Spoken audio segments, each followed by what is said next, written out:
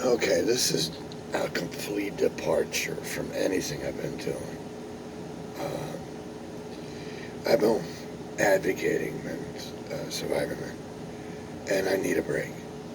Uh, Not only is it involved, frustrating, but it also weighs a little on me to keep going back to that. So I want to take a break from that. And everybody knows, they see my channel's full of the music I've written. And as far as compositional music, I've written more. It's just what I have there is the more recent and what I consider the better. But in investigating back, there is merit in some of the other stuff I've done. So y'all know I write. I have a book. I write music, and I've been advocating for male survivors. There is a part of me that nobody really knows yet on YouTube, and quite frankly, in my life, most people don't care to listen to. So I'm going to lose somebody I know real soon. When I was 10, I took a class at Sullivan Park. That's a research and development facility here in the area I live. It's the Research and Development Facility for Corning Incorporated. Or back when I took the class, Corning Glass Works, Gorilla Glass, they're headquartered here. And Sullivan Park is a very extensive research facility. So when I was 10 in about 1977, they offered a class in computers. And I wanted to take it, so my dad would take me up. And back in 77, it was a behemoth computer with monochrome screens, which was probably not even nearly capable as the cell phones today. But the class was centered around the lemonade stand. For anybody who programs, you'll know this. It's one of the earliest modeled dynamics. It's a small business modeled in computer programming, and to represent the way a lemonade stand might work. I was fascinated at 10. So in middle school, all my testing said that I should go into engineering, computer engineering, or mechanical engineering and such. But my interest in computers had me wanting to go into computer engineering. And back then there wasn't much. It was just beginning. They were just beginning to define occupations in computers. And I kind of wanted to go into programming. But my high school teacher nudged me into music, which I don't regret. I love the fact I went to school for music. But I was poised to go to RIT and do a co-op, and I wanted to be into computer engineering. And being that I am a big fan of things like theoretical physics, Einstein, and trying to understand quantum physics, brain hemorrhage. Anyways, if you're still watching.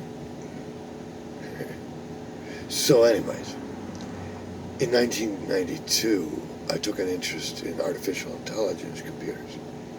And I have been exploring ideas of concept modeling, the same idea of modeling in computers, human concept and how human concept interact in the idea of artificial intelligence. Now, current artificial intelligence is focused a lot on the manner in which the body interacts and provides the brain with information. So basically it's like saying, let's build the systems that can interact with the environments and human beings through language, natural language processing, such that these programs can be programs and then interact with the people and the environments and such. And they're making great strides. I mean, the self-driving cars are all part of that. Robotics, just managing in robotics, and data mining, and fun things like neural networks. Okay. So I won't go too far, but I have been playing around with a particular idea of in concept modeling. I had some degrees of success, but and it's encouraging, it really is, but I can see now that it was the beginning kernel of the idea. It would require a lot more development and anyways. But so, what I really wanted to talk about tonight, I just want to introduce that part of myself. What I wanted to talk about tonight was just something a little fun. and that's the nature of time. Because recently, I had a thought. I have a couple ideas on the nature of time, but I wanted to share those. These are a little more fun to me than the little bit more the computer modeling stuff, human concepts, tends to make my brain go sometimes. But this is a little easier. This doesn't make my brain hurt so much. It's just, oh, this is kind of cool. So I want to start with this, something that I was thinking about just recently, and it actually comes out of listening to Esther Hicks, who I've talked about in the other stuff, and also in my recovery stuff. They talk about present moment focus, and Esther Hicks, or Abraham Hicks, whichever you want to, talks about the present moment being the only reality, and Louise Hay saying that all the power is in the present moment. So okay, I'm thinking in terms of time. Now everybody conceives time as a line in which events are dropped upon. So, you have a past, an infinite past, and an infinite future. And all the events of life are placed upon that line. But now if you take, instead of focusing on it as a line, focus on the present moment as the only true focus. So now you got to ask yourself, what is the nature of time based on that? So the only way I can explain, or to try and convey what I'm saying, is try to imagine the galaxy. Because if you try to imagine the universe, you're hitting the infinity thing. But try to just take a galaxy and imagine it. Okay, take a snapshot. Now that galaxy is in a configuration. The matter in the galaxy and the forces that are existing around it. Okay. So that snapshot is Y1, Galaxy 1, the snapshot, Y1. So now you take a snapshot further in conventional time and call it Y2. Now the dynamics that reconfigure, now the existent configuration of matter, Y1, is part indeterminate of what Y2 is going to be. X can be considered the force dynamics involved. Now this is a curious thing.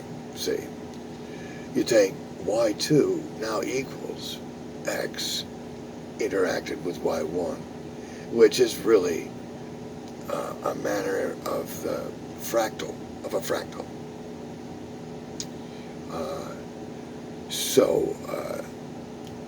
So if you take your focus on the galaxy, and that's the present moment focus, the matter in there, in its transition, is more like calculus, it's rates of change. You can't define it as lines per se. It's not like this line, this picture, this picture, this picture. It is a constant flow, like calculus versus algebra. So, get my head back. Okay, so present moment, meaning this view of the galaxy that is in motion. There is no really linear time. There is only cycle. Because if you took that galaxy away and looked at empty space, there is no indication of time. None whatsoever. Unless you, the subjective observer, now we're into Einstein's relativity, starts counting 1, 2, 3, 4. Then you have some reference of time. But the blank space has no time in it whatsoever. Now you add a galaxy, now you get cycles that are matter and force in motion. And then you take a snapshot periodically, and you get this sense of event, but it's not happening in a line, in a linear sense. It's happening in a constant present moment, which then says to me, and I got my fun little diagram in high tech, the top, and I hope this isn't backwards the way I'm seeing it. I'll be upset. The top is how we look at time now, a line with events dropped on it. But if time is actually an illusion, present moment focus is here, then you could illustrate time as a sense of duration. Now we have gravity, we have magnetic, and we have smallest, the stronger weak forces of the subatomic. So you got quick cycles in terms of time. You can't really get rid of it, but, and then you got broader cycles, longer cycles, cycles that are so long, like our solar systems going around the center of the galaxy is a very long cycle. And who's to say what other cycles that we don't know of in terms of the universe? But this kind of encapsulates time in a non-infinity structure. So now time is almost a finite structure based on cycle. Okay. So that's as far as I got on that. So let's take that, set it aside. I want to talk about another idea of time. Because that actually implies the future and the past do not ever exist, and that time travel would be impossible. I'm not sure how I feel about that, so I would have to further explore that idea. But this is a separate one. Take that set aside. Because this has to do with time in the sense of, not being linear again.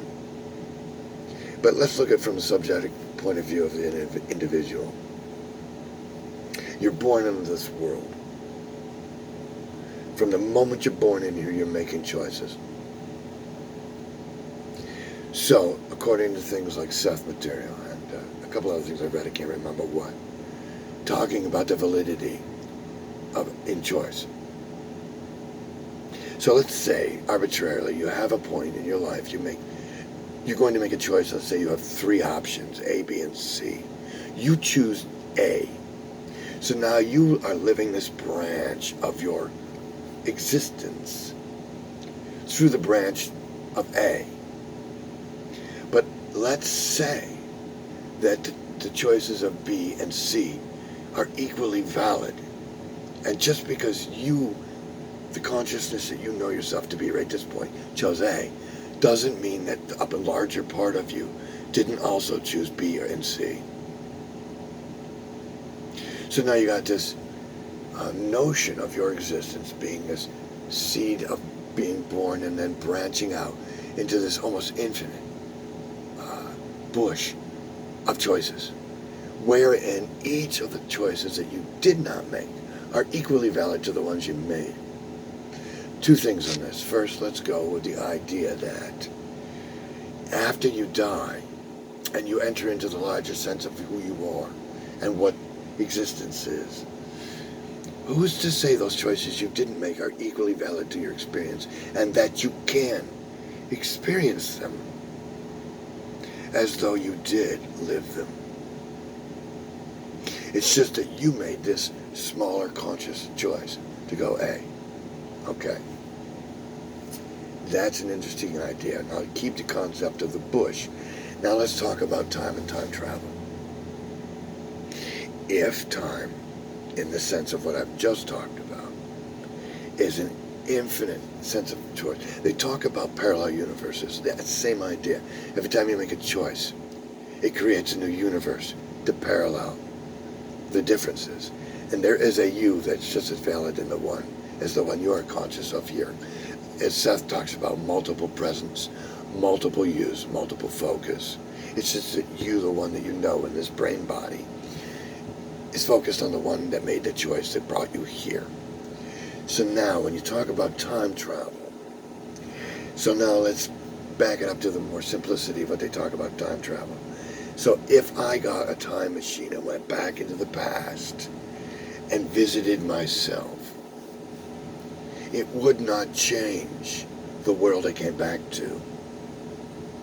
Because in this world I know, I was never visited by an older future self.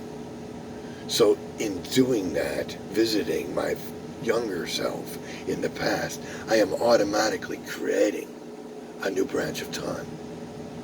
Equally valid, but not a part of the one I know, which makes the time paradox irrelevant. Because no matter what you do, if you go back to the past, you're creating a new timeline. And it will not change, and there will be no repercussions to the timeline you live in, because it's already been lived. Think about those for a little bit. But that's just me wanting to introduce a different part of myself and have a little fun with ideas of time. All right. You guys have a good night.